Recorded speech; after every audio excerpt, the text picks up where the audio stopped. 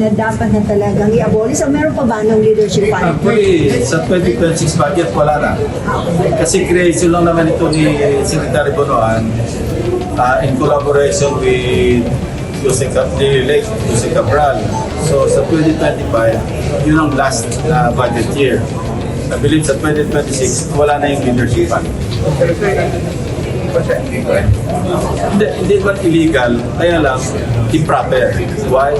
Because district representatives are supposed to be members of the local development councils. Pag nag-deliberate, even in the barangay development councils, pwede sila magpadala ng representatives sila para makihalo sa discussion, deliberation ng local development plan. Sa municipal city, member sila.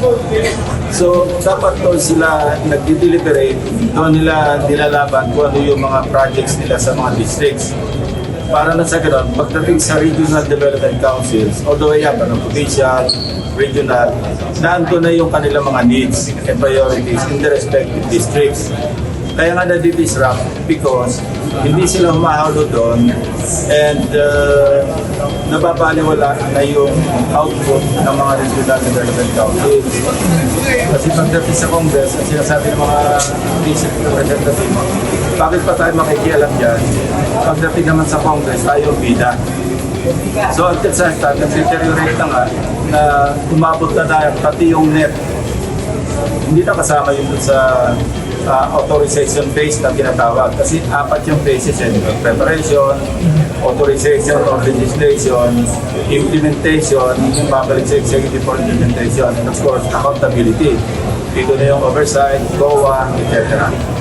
So, kaya na-disrupt yung budget cycle, yung budget process, because of this, sinanigang, so to speak.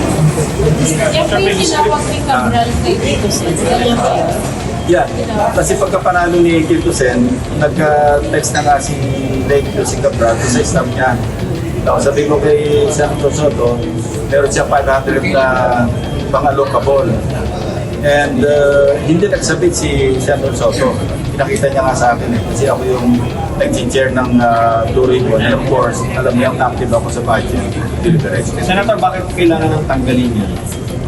Nadi-disrupt ka. Saka hindi dapat maki-dip ng fingers yung mga congressmen, mga senators sa budget preparation.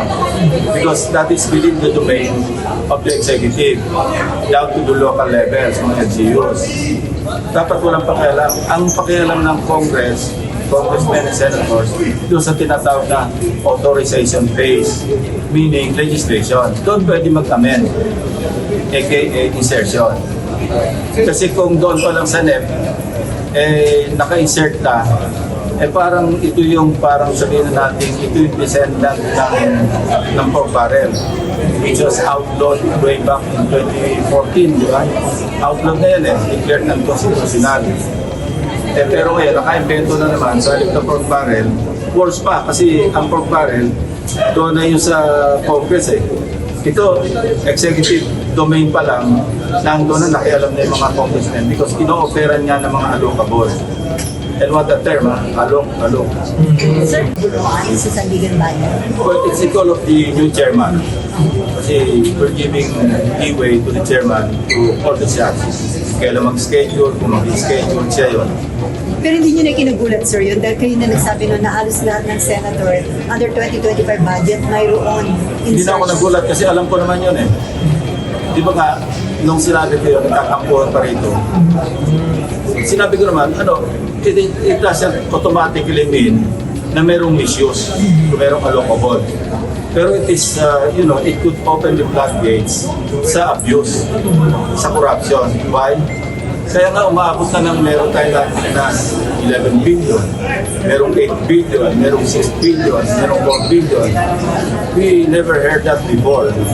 During my first term here, standard yung 200 billion per senator and 120 million yata or 70 million per congressman. Yun yung pork barrel. Ang masama doon, walang items sa budget. Lamsam yun, na saka pa lang niya identify yung projects pagka enacted na yung budget. Kaya nga sinabi ng Supreme Court, that's illegal, unconstitutional. Ang problema nga, lalong na abuso. Sa halip na nakontento sa 200 billion, wala na, unli na. Umabot na ng pagkarami-rami. Ano ba yan? Natok na si... Yung constitutional amendment, sir. Wala yung Meron